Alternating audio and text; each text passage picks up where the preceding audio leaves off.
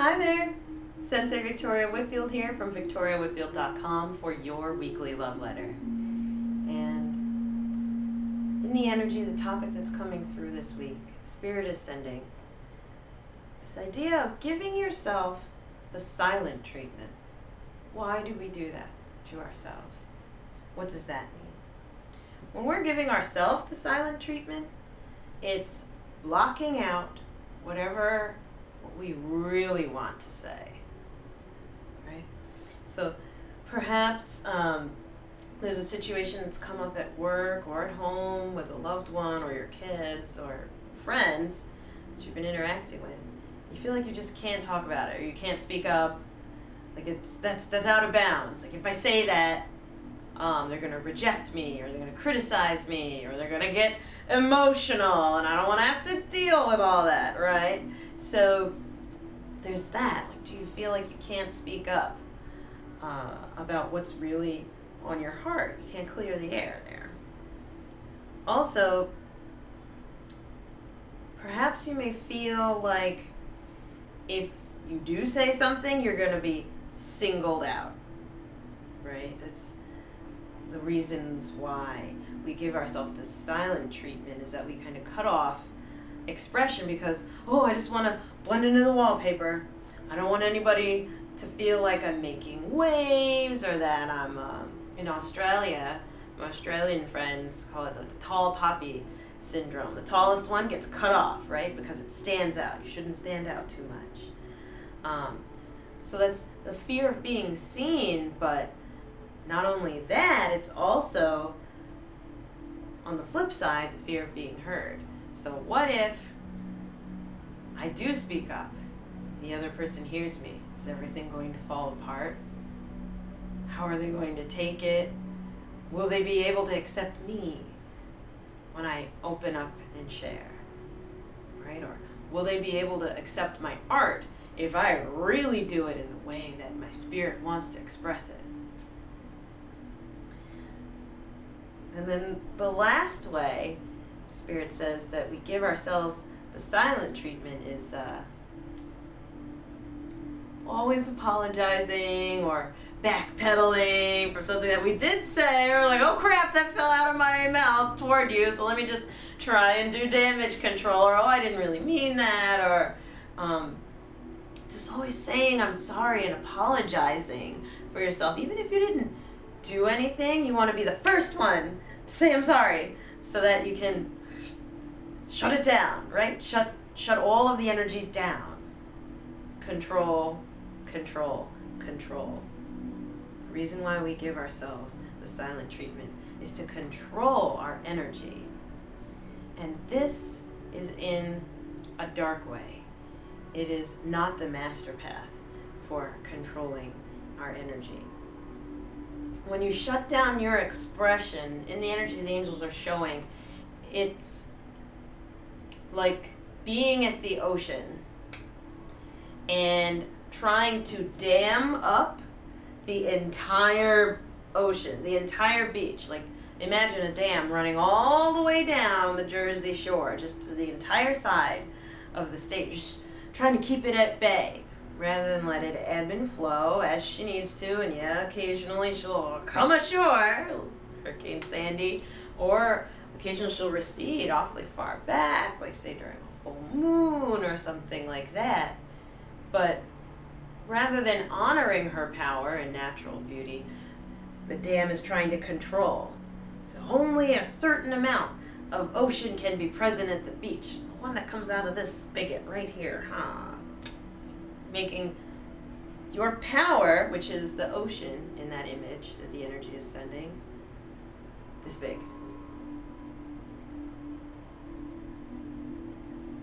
We need to learn how to respect and honor whatever is coming through.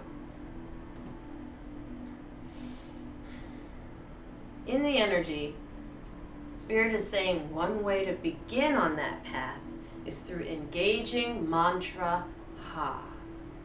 Oftentimes when we tend to shut down our own expression, it manifests physically. So, for example, do you have neck pain, chronic neck pain? tightness of the jaw? Do you grind your teeth? Right? Inadvertently say when you are asleep or when you're stressed out, you crunch it together. Or do you tend to often want to chew on things, chew on straws, chew on pens and pencils, or chew chewing gum? Other oral fixations that have to do with expression being stifled. Smoking, do you gotta have your cigarette? You know, having that, all of these physical manifestations in and around the throat, also chronic ear infections, as well as getting a cold every winter, or getting a cold during the summer, right? During off season, when you shouldn't really be getting a cold. This is expression, where we're afraid of our own truth. We're afraid to really put it out there, really allow it to move through us. But your truth is beautiful. It's always healing, even if it is painful. In other videos, I've explained this concept of a dark gift. And so we're just going to recap that very quickly because one of the angels is saying this is a good time to recap that. A dark gift is a learning gift that the universe sends you. Over the course of our lives, good things happen and not so good things happen. Disappointments, injuries, terrible situations, and disasters. But with every bad situation, the universe sends us a dark gift, which is the gift of learning. If you can move through the dark times, the difficult times, analytically look back on them, you can receive learnings every single time. And that is the dark gift. So when we are allowing expression, we are open to receiving, embodying, and moving through any gifts that Spirit is sending us, whether it's regular gifts or the dark gifts that are moving through. But if right now, and I'm connecting into your energy as we're channeling right now, if right now you are feeling like you can't speak up, this is something that you cannot share about your truth, maybe your sexual preferences may not be the same as other people, or your religious beliefs may not be the same as your family, or your desire for a career may not be what you've been working towards all these years, and you've got people that you have to take care of. There's this hidden truth that we're ignoring. From the bottom of my heart, I urge you, begin the process of allowing your truth to flow through you, because truth, when you engage it, is your connection to source. It is always healing when you allow it to flow through you. Mantra Ha is very simple. So if we're feeling tight around the throat, around the jaw, locked up, you know, even for some of my students who've come through here, they can't wear necklaces because it just feels like we're being choked, right? Mantra Ha is really powerful. So first off, remove any necklaces or necktie, loosen it. Allow there to be more space. Loosen your scarf if you're wearing one while you're watching this. Take a deep breath in through the nose, breathing it deep into your belly, and blow out all the air to clear out your lungs.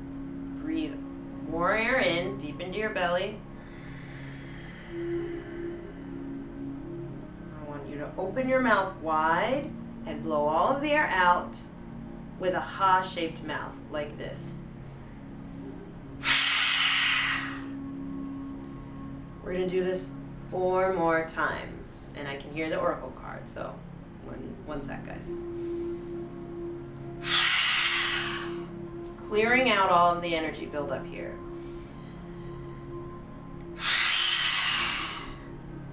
Two more.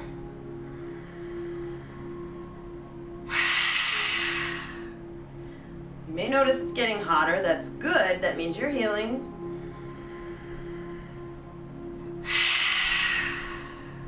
Just one more for good measure.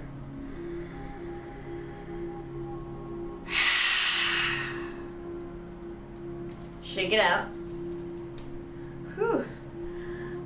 I feel like my body temperature doubled doing that. Mantra Ha is also really good for activating the energy of your body as a whole. So if you're tired, do this a few times. Don't do it any more than like say 5 or 6 times because you may get lightheaded. Take your time, because when we activate and mobilize large pockets of energy, such as through Mantra Ha, it can be destabilizing for your balance. It's a crown chakra activation, by the way, if you're ever doing energy work and you get dizzy afterwards, because your crown chakra, which is your center spiritually, is being massaged and activated. Your inner ears govern your body's balance, and so because your crown chakra is destabilized, it destabilizes your inner ears, and then we're like, whoa, what the heck happened? So you're not going crazy, you're not in danger, it's temporary.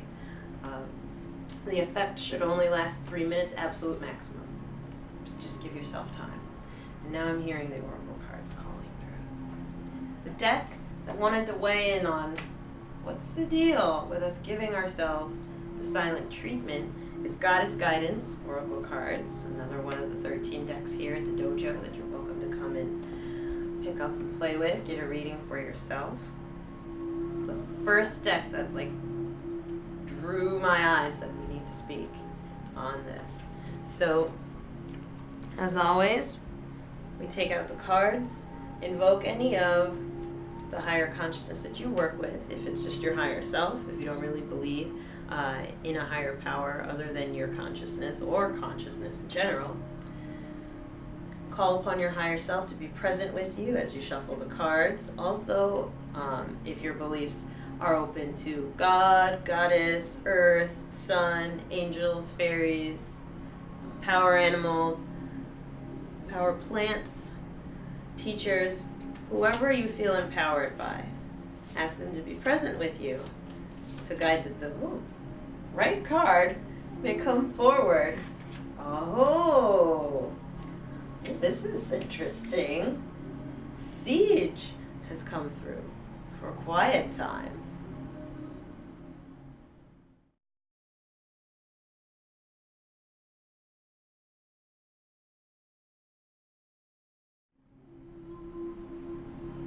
Very interesting. So Siege is the mother of the universe. She is the silence from whence all of the universe sprung in Gnostic theology. And she's the mother of Sophia, I believe, who is wisdom.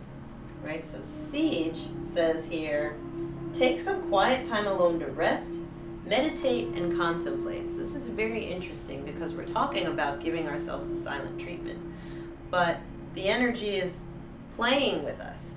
And they're saying, yeah, if you're really going to give yourself the silent treatment, then that means you need to use that silence to go inward and become clear. One thing about Siege that's really radiating out of this card and the energy around us right now is that she favors introspection for clarity. One thing that can manifest when we're giving ourselves a silent treatment is that we're actually afraid of silence.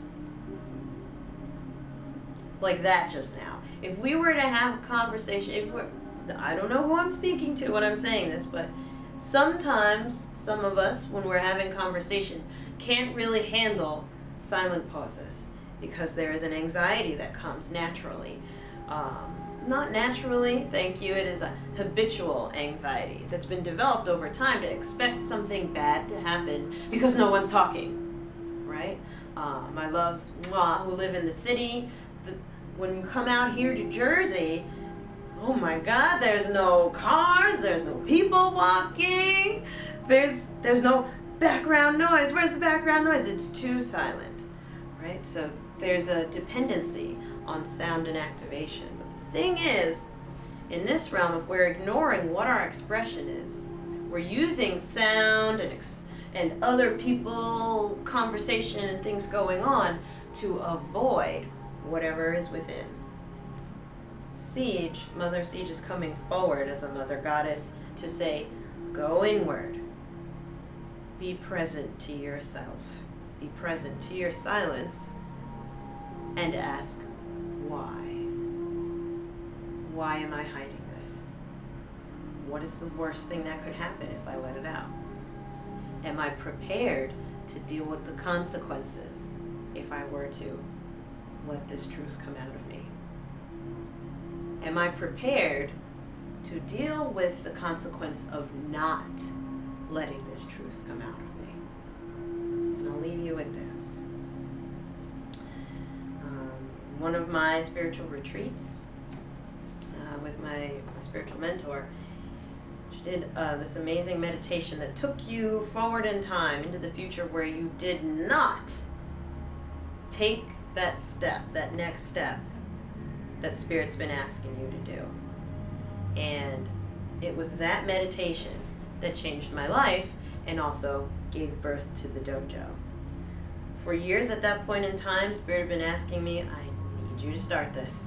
I need you to commit full time to sharing the knowledge that we want to push through you to others. We want to come through, we really do. And we're showing you all these different signs, sending you all this energy, but just like keep putting a cork on us. What are you doing, Victoria? Like, oh, it's new.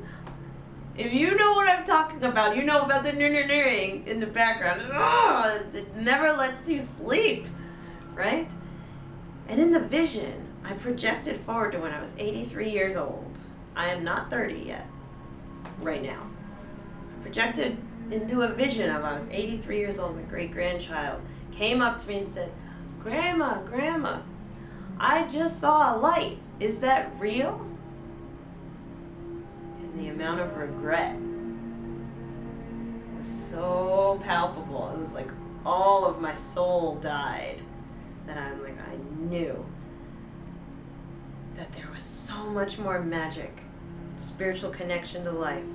I could have told so much more people, and I didn't. So in the vision, I grabbed my little great-grandchild's arm as he said that to me, and with just the force of all of my soul, I said, don't you ever doubt that. It is always real. Don't be like me. Don't leave it behind.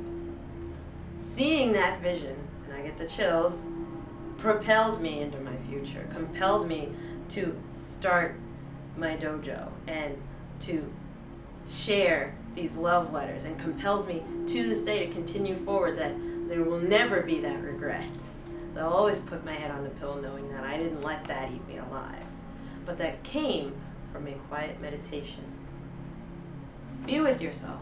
Be with the uncomfortable space. You will be amazed at the clarity that can come from it. Okay?